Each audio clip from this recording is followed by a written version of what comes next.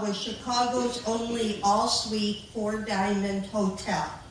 And I ran the restaurant there, which was Chicago's oldest private dining club. So rich old white people spent a lot of money for the privilege of going to this restaurant and spending a lot of money.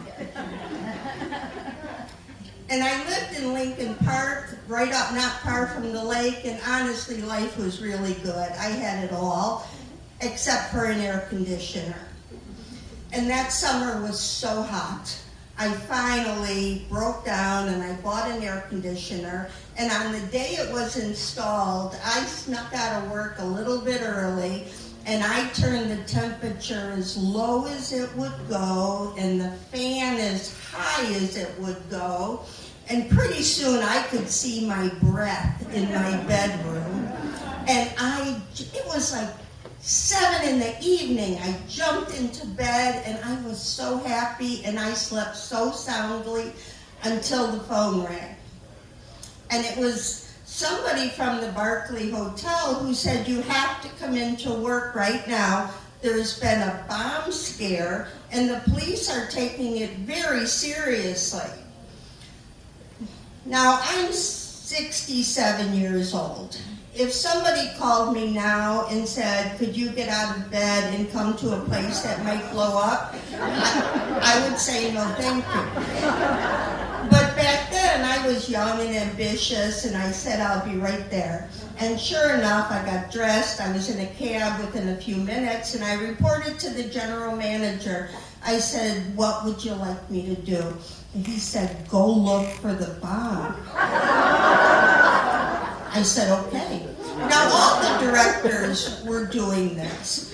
I said, "Where should I look?" He said, "Well, you work in the kitchen, go look in the kitchen." I said, "What should I look for?" "Anything unusual." Okay, so I ran there, and I'm looking through the kitchen, and if you have ever been in a commercial kitchen, everything looks unusual, and it's metal, and it's heavy, and there's this real subtle smell of gas all the time. But I didn't see anything unusual. So I gave it a good search, and I went back downstairs and I reported there was no bomb in the kitchen. He said, "Well, then go to the office end of the hotel." The first 4 floors were all offices, and on the 4th floor, hotel management had their offices. So since mine was there, he sent me there. Now, in addition to the hotel offices, there was doctors and dentists and an eye doctor who also had space on that floor. As soon as I got off the elevator, I saw one of those little igloo coolers. It was red, with the white top, and it had a big lock on it. I know. I was like, if I was going into a luxury hotel with a bomb, I would put it in an igloo cooler. So I ran downstairs. This was long before cell phones. I ran downstairs. I said, "I think I found the bomb." And the general manager didn't go up there himself. He was smarter than me. But he sent me upstairs with someone, I guess from the bomb squad, who picked up the cooler and was like, "That's not a bomb." I was like, "That's good." And it was probably blood samples from one of the doctor's offices that were now all broken and oozing into the igloo cooler, but I don't know this. So the bomb was supposed to go off at 2 o'clock in the morning. And finally, around finally around midnight, they announced that they were going to evacuate the hotel. And they gave all the directors jobs.